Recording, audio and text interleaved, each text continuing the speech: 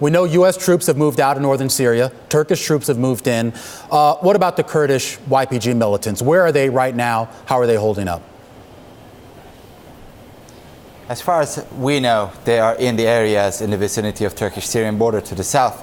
On the Syrian territory, we heard the official announcement from the Turkish government that the operation has officially began about 1.5 hours ago, Turkey time, at 4 p.m.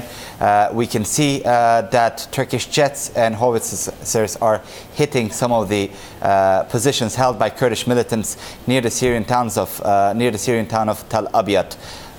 Going forward, the Kurdish militants, Kurdish forces leading the SDF, Syrian Democratic Forces, have said that they're going to fight back against the Turkish military when the advance begins in earnest.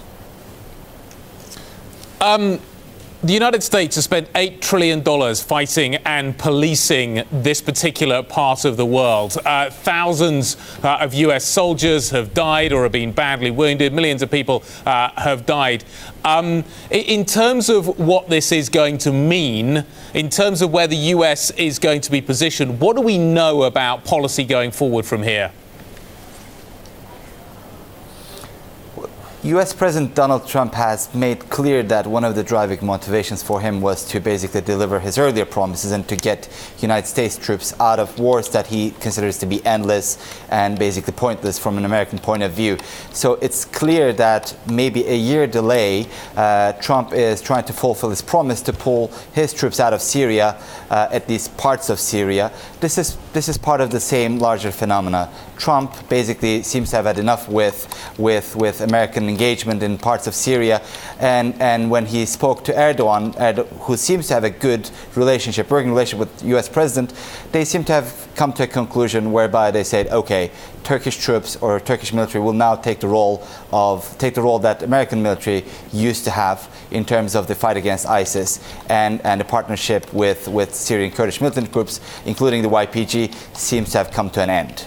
All right, so, I mean, we know Trump makes the final decision, but we also know from our own reporting here at Bloomberg that not everyone in the Trump administration was on the same page with regards to this decision. There are thousands of jihadist fighters who are, I guess, in prisons there that now, I guess, would become the responsibility of Turkey. Do we have any sense that those thousands of fighters, those prisoners essentially, are going to be kept in those prisons, or are we at risk of them being released back out into Syria or wherever? This is a crucial question, and there is really no clear answer to this now, for a variety of reasons. Now, Kurdish groups, including led by the YPG in Syria, they have been saying for a long time now that if Turkey moves into northeastern Syria, they may not be able to contain what they say is 12,000 ISIS fighters and tens of thousands of their family members in makeshift prisons or camps in the area. Having said that, shortly before the operation began, Turkish President Erdogan downplayed the threat from ISIS members and said Turkey actually has a plan that it's working on to deal with them. Not only Turkey, but European powers who also have vested interests in a resolution to this problem are working on their own separate plans in terms of how to tackle ISIS members. It's a tricky question. There are a lot of issues to be involved. There are too many jihadists to deal with. It's not clear where they could be tried or held in prisons in the long term, but it's something that everybody who is now in Syria seems to be thinking about and trying to resolve.